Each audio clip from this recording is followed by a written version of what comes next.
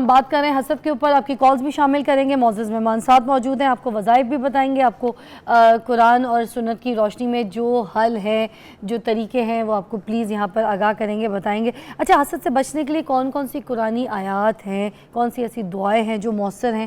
کچھ شروعات اب یہاں سے کر دیں تھوڑا۔ اس کے لیے جو تعوذ والی جتنی دعائیں ہیں نا، تعوذ والی اس کو پڑھیں۔ مثلا سب سے پہلے آسان وظیفہ اعوذ باللہ من کا، میں تیرے سے اللہ کی پناہ مانگتا ہوں، تیرے اور تیری صفات اور تیرے حسد سے۔ دوسری یہ ہے کہ اعوذ بکلمات اللہ التامات من غضبہ و عقابہ و شر عبادی و من حمدات الشیاطین و اعوذ بک رب یحضرون۔ یہ اتنی پرفیکٹ قسم کی دعا ہے، حاسد جن ہو، حاسد شیطان ہو، حاسد انسان ہو، حاسد مرد ہو، حاسد عورت ہو، اور حاسد قہر میں ہو، حاسد غصے میں ہو، حاسد شیاطنت میں ہو، جس طرح کی بھی حاسد کی وہ شکل ہے، اللہ تعالیٰ اس کو اس کے حسد سے محفوظ فرمائے گا۔ اور یہ کتنی بڑی دعا ہے، اعوذ باللہ من الشیطان، اعوذ باللہ من غضبہ، یا اللہ اس حاسد کے غضب سے تیری پناہ مانگتا ہوں، وعقابہ، اور اس کی شرارتیں اور اس کے برے انجام سے، جو اس کی تباہ کن چیزیں اس سے پناہ مانگتا ہوں، اور اسی طرح اس کی شرارتوں سے پناہ مانگتا ہوں۔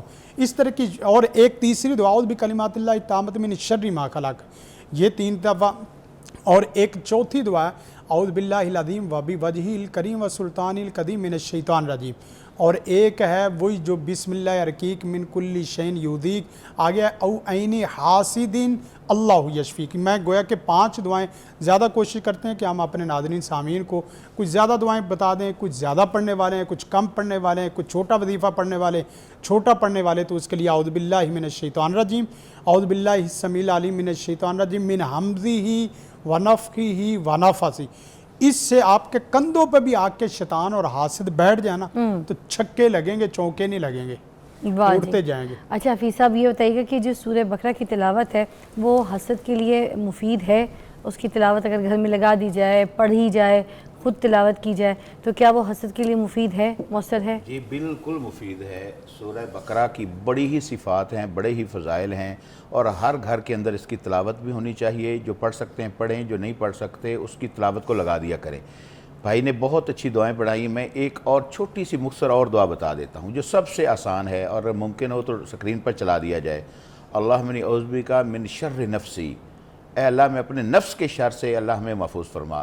دیکھیں، ایک ہے کہ میرے دل میں کسی کا حسد آ گیا، اس کی شان، عزت، مرتبہ، کوٹھی بنگلہ دیکھ کر وہ آ گیا، اب کس طرح میرے دل سے حسد نکلے؟ ایک تو علماء نے اس کے بارے میں یہ لکھا ہے کہ کم از کم 3 دن بندہ اس کے حق میں دعا کرے جس سے میں خود حسد کر رہا ہوں۔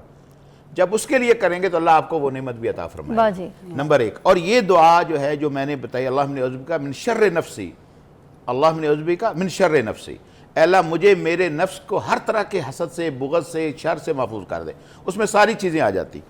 اچھا، اب اس طرح قرآن مجید جو ہے یہ شفا ہے ہر چیز کی مرض سے، اور سب سے پہلے قرآن انسان کا تزکیہ نفس کرتا ہے، کیونکہ یہ نفس کی بیماریاں ہیں، یہ نفس کی بیماریاں جو ہے اس کا سب سے اچھا علاج ہی قرآن مجید ہے۔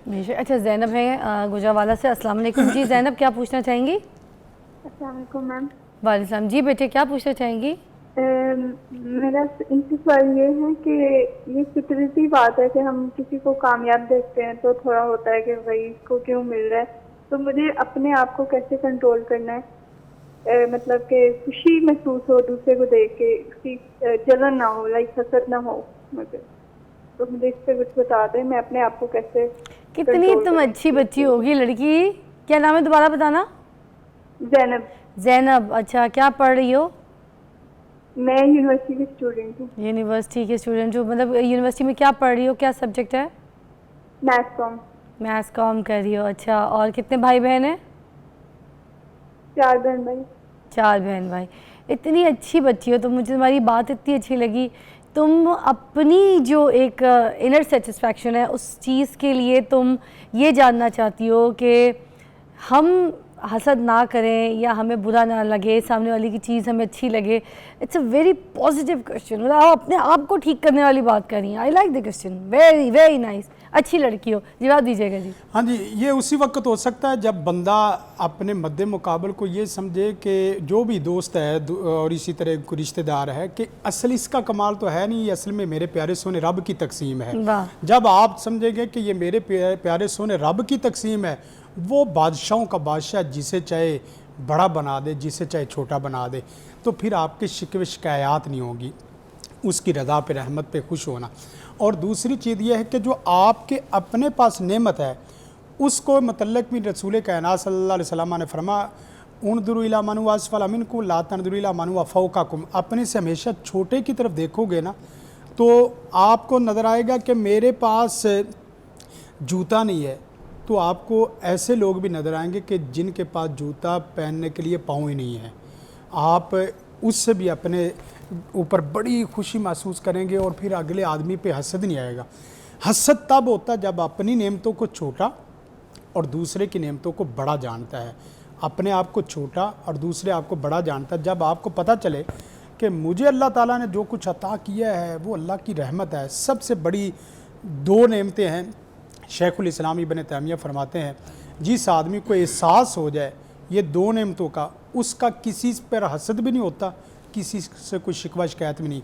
एक ईमान और दूसरी आफियत। जिस आदमी को ये दो नेमतें अल्लाह दे दे उसके बाद वो किसी पे हसद कर ही नहीं सकता कि या अल्लाह मुझे दुनिया की सबसे कीमती दौलतें तूने दी हैं, एक ईमान और दूसरी सेहत व आफियत। इससे आप इंशाल्लाह। और दूसरी तीसरी चीज़ ये है कि आप अपने दूसरे भाइयों के लिए गयूबत में दुआ करना शुरू कर दें। गयूबत में दुआ करना, गयूबत मतलब खलवत में जब जाएं, हाँ। आप अलग बैठें, अपने लिए जब दुआ करेंगे ना, आप दूसरे मुसलमान भाई के लिए दुआ करेंगे, आप यकीन करें कि आप उसके ऊपर हसद कर ही नहीं सकते।